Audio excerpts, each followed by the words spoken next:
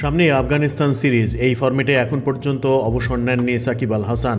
স্বাভাবিকভাবেই স্কোয়াডে থাকতে পারেন তিনি, এমন আলোচনার মাঝে বোর্ড প্রেসিডেন্ট ফারুক আহমেদকে সাকিব সম্পর্কে প্রশ্নের উত্তর দিতে হলো। সাম্প্রতিক সময়ে নানা ঘটনার কারণে আফগানিস্তানের সঙ্গে সিরিজে সাকিব অনিশ্চিত। সম্প্রতি সাকিব একটি ক্রিকেট ওয়েবসাইটকে বলেছেন, বিসিবি যদি চায় তিনি শারজায় আফগানিস্তানের বিপক্ষে ওয়ানডে সিরিজ খেলতে রাজি। মিরপুর বুধবার সংবাদ সম্মেলনে এই বিষয়ে জানতে চাওয়া হয়েছিল ফারুক আহমেদের কাছে। তিনি বলেছেন, সাকিবের ব্যাপারটা যেহেতু এখনও দল ঘোষণা হয় নাই, তার মানে সে অ্যাভেলেবল আছে। এরপর বিসিবি সভাপতিকে প্রশ্ন করা হয়েছিল, আপনি একজন সাবেক অধিনায়ক, সাকিবও সাবেক অধিনায়ক, সে ঘরের মাঠে শেষ টেস্ট খেলতে চেয়েছিল, শেষ টেস্ট কেন খেলতে পারল না? প্রশ্নের উত্তরে ফারুক বলেছেন, আপনি যেটা বললেন শেষ টেস্ট খেলতে সে ফিরতে পারিনি, একেবারেই আমরা কোনোভাবে জড়িত নই এই ব্যাপারটাই। এটা হলো আইন শৃঙ্খলা বাহিনী, সরকার ও সাকিব আল হাসানের ব্যাপার। এখানে আমাদের পুরোপুরি অক্সিলারি একটা পার্ট নেওয়ার কথা ছিল।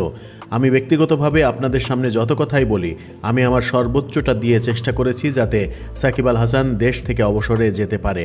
কিন্তু সাকিব এখন শুধু একজন খেলোয়াড় নয়, তার আর একটা পরিচয় আছে। সে গতবারের একজন এমপি ছিল এবং কিছু সেন্টিমেন্টও আছে তাকে নিয়ে। সব মিলিয়ে সরকারের দৃষ্টিকোণ এবং ক্রিকেট বোর্ডের দৃষ্টিকোণ তো এক নয়।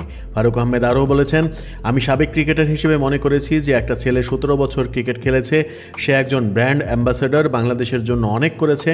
এজন্য আমি মনে করেছি এটা হলে ভালো হতো, সে যদি দেশে খেলে অবসর নিতে পারত। কিন্তু সঙ্গে অন্য জিনিসগুলোও তো দেখতে হবে আপনাদের। ওই জিনিসগুলো মিলিয়ে শেষ মুহূর্তে সে আসতে পারেনি। এটার ব্যাপারে বোর্ডের কিছু করার ছিল না।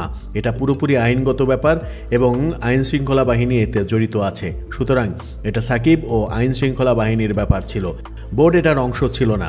সে এলে বোর্ডের যতটুকু ক্ষমতা আমরা তাকে নিরাপত্তা দেওয়ার চেষ্টা করতাম। যেহেতু সে আসেনি, সেটা নিয়ে আর কথা বলে লাভ নেই। সেটা নিয়ে কথা বলতে চাননি ফারুক আহমেদ। কিন্তু সাকিব আল হাসান আফগানিস্তান সিরিজে কি থাকছেন, এই প্রশ্নের ব্যাপারটাও এখনও ঘোলাটে। তবে বোর্ডের বিভিন্ন সূত্র বলছে, আফগানিস্তানের সঙ্গে সাকিব আল হাসান এই সিরিজটা খেলতে সংযুক্ত আরব আমিরাতে আসবেন।